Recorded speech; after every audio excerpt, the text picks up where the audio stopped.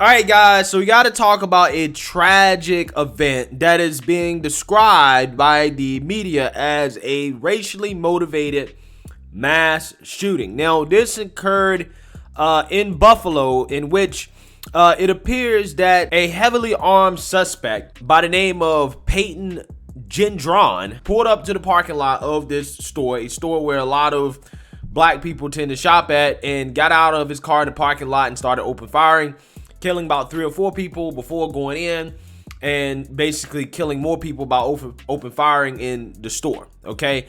Now, again, there's about 10 or so people that have died and about 3 or 4 or so people that have been injured, according to some of the news sources that I've read. And again, obviously, this is a very, very, very tragic incident, and my heart and prayers are with the families of the victims of this tragic event, right? This is one of those things that we hear about way too often in this country in regards to innocent people losing their lives in these mass shootings. Now, again, the media is covering this as a racially motivated mass shooting, and the authorities are already calling this a hate crime, okay?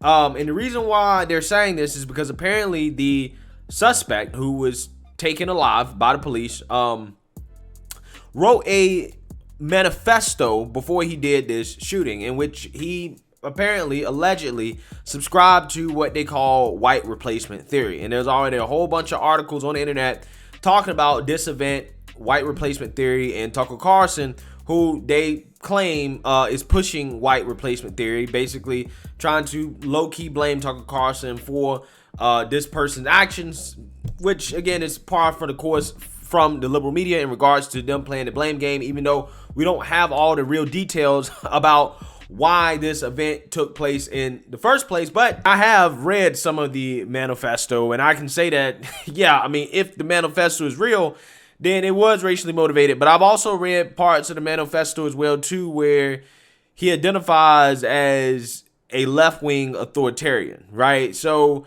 people smear him as right-wing, okay, even though, you know, he espouses views that the left assigns to the right.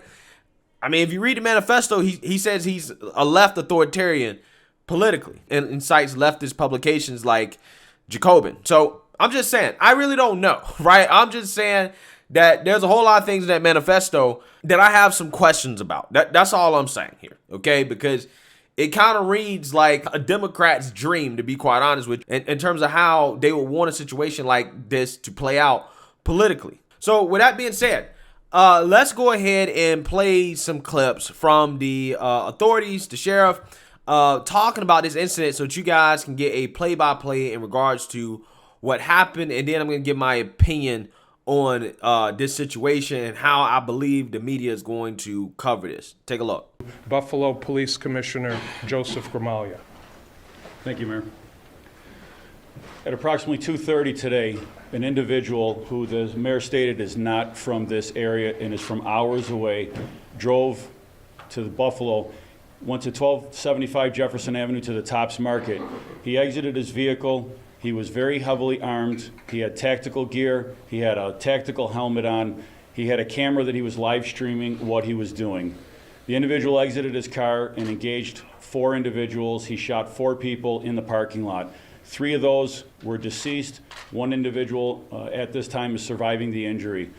The individual went inside. As I said, he was an 18-year-old white male, walked into the store and began engaging customers inside the store. One of the individuals inside the store is a security guard, a beloved security guard, who is a retired Buffalo police officer, a hero in our eyes, engaged the suspect, fired multiple shots, struck the suspect, but because he had heavily armored plating on, that bullet had no round. The suspect engaged our retired officer, and he was ultimately shot and deceased at the scene. He continued to work his way through the store. Ultimately, he worked his way back towards the front of the store. Buffalo police immediately respond, engage the suspect in the vestibule of the store, and at that point the suspect put the gun to his own neck. Buffalo police personnel, 2 patrol officers, talked the suspect into dropping the gun. He dropped the gun, took off some of his tactical gear, surrendered at that point, and he was led outside, put in a police car and transported to Buffalo Police Headquarters. So as we said, a total of 13 people were shot today, 10 deceased at the scene, and 3 sustained non-life-threatening injuries. It appears to be non-life-threatening injuries at that point. 4 in total were store employees. One of those was the security guard who has worked at that location for a very long time. Many officers are on scene here, knew him quite well. And the rest of the victims are customers of the store. From a law enforcement standpoint, the Erie County Sheriff's Office responded, boots on the ground, deputies, investigators, our helicopter in the air, our SWAT team on standby, and as Commissioner Gramaglia said, we are working together every single day to keep the community safe. This was pure evil. It was straight up racially motivated hate crime from somebody outside of our community, outside of the city of good neighbors, as the mayor said, coming into our community and trying to inflict that evil upon us. I urge everyone to stay calm, and we are there to protect the citizens of Erie County and Buffalo, and we'll be out there along with the City of Buffalo Police Department patrolling. And again, my condolences to the family, and this person was pure evil. So, thank you.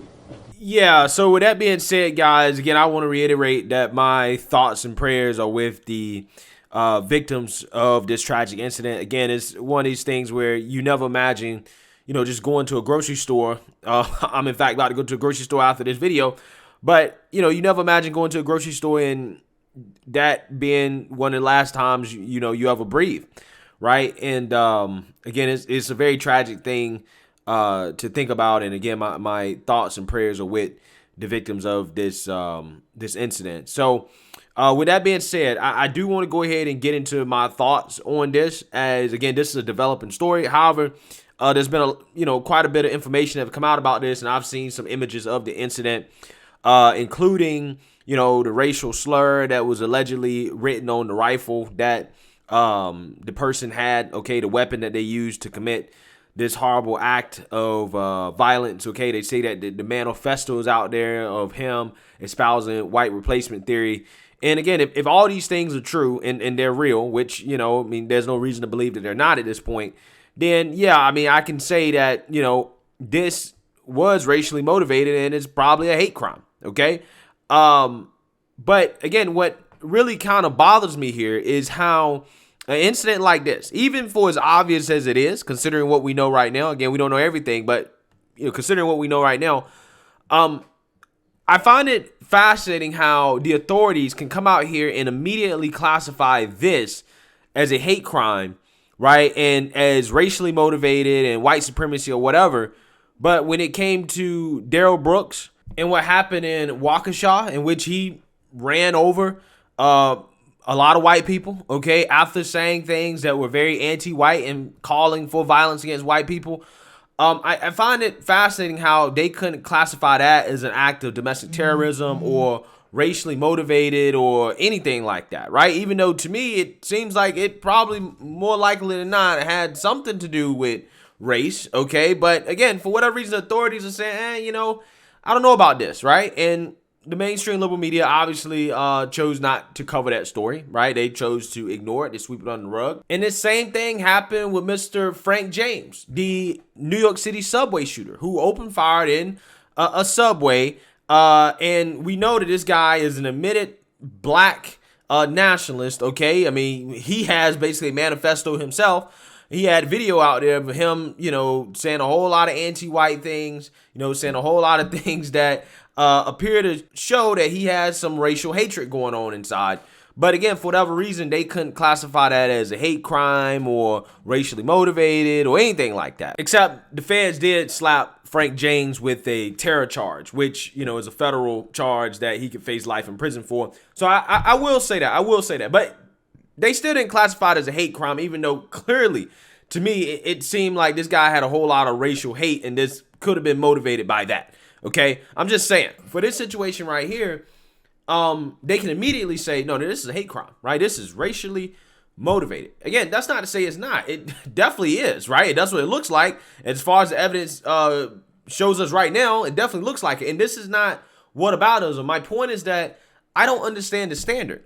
What is the standard here, right? Why is it that when you see something like this, for as clear cut as it is, I mean, don't get me wrong, this is very clear cut, right? Considering the evidence that we've seen so far, that yes, this was something that was racially motivated. But I would say that, hey, you know what? For these other acts of violence that we've seen, why in the world is the media, especially when it comes to Frank James, I mean, it's very clear how that guy feels. Why in the world is the media not covering it in the same way? Why are they not talking about the anti-white sentiment that is being harbored in this country? Okay, I mean, the same way they want to talk about this guy having anti-black sentiments or being racist. Look, if we're gonna have a conversation about it, right? We're gonna have a conversation about racism. We should have it on both sides, because it seems to me there's extremism on both sides that needs to be addressed, right? And that is something that I feel like I've thoroughly talked about on my channel, which is that, hey, you know, I'm not saying there's not extremism that comes from the so-called white supremacists. I'm not saying they're not out there, okay? But what I'm saying is that it seems to me that the liberal media spends more time focusing on that, which, you know, seems to be incidents that don't really happen all that much, right? Versus focusing on other incidences that aren't necessarily coming from white supremacists that are happening a whole lot more, that they seem to be like, I'm not interested in talking about. That's all I'm saying. I'm just saying, like, I just want to see some consistent standards here in regards to what they classify as a hate crime and what's not a hate crime. I really don't understand. I really don't get it. It seems like some groups of people can get away with committing these tragic acts of violence, and they're not smeared as, you know, some type of racial supremacist, or, you know, they're committing hate crimes or whatever. It's just like, well, this was just an incident, right? And the liberal media sweeps it under the rug. They won't talk about it anymore. But with this incident right here, I guarantee you, Joy Reid's going to talk about it. Don Lemon's going to talk about it. All of mainstream liberal media is going to be talking about this all week long. Why? Because this is a tragedy that they've been wishing for, right? That they've been asking for. What they've been telling us is going to happen in this country. They've been telling us, hey, you know, these are the people you actually need to worry about. And now that they finally got one, okay, which was inevitably going to happen, right? Now they finally got one, I guarantee you they're going to run with it, right? You'll see Joy Reid talking about it, even though she never talked about any of the other tragic incidents that have happened, that have come from people that are not white supremacists, right? She doesn't talk about that. But I guarantee you, on Monday, this will be one of her main stories, talking about the threat of white supremacy in this country, okay? And how that's such a big threat, and yada, yada, yada, right? But when it comes to, again, other incidences in which people lose their lives, innocent people lose their lives, crickets, right? She has nothing to say about it. And that's the part that really kind of annoys me about these situations, because all these victims, right, all these instances deserve attention, right? Whether that's Waukesha, whether that's what happened in New York City, whether that's, you know, any of these school shootings that happen, any of these mass shootings that happen, all these victims deserve the same coverage, right? And the coverage should not be skewed based off whether or not it fits your narrative, right? Whether or not it makes your side look good or bad, okay? Look, this incident right here, they're using this already to smear the right. So it's not like I'm necessarily incentivized to cover this, okay, because it makes my side look good or bad or whatever. I'm covering it because it's the right thing to do. This is news, right? And you should be talking about these tragic instances, because these instances are symptoms of the issues that we're having in this country that need to be solved, right? We have extremism on both sides that we need to address, right? I mean, that's just reality of the situation. But we can't do that if we have selective coverage based off what makes each side look good and bad, right? That's really what I'm getting at here. So, again, with that being said, rest in peace to these victims. I hope and pray that, you know, this guy who committed this act of violence is brought to justice. And, you know, we'll let the authorities handle this and let the criminal justice system do its job. So let me know what you guys think. Make sure you like, comment, and subscribe. Most importantly, share a Black conservative perspective. Peace.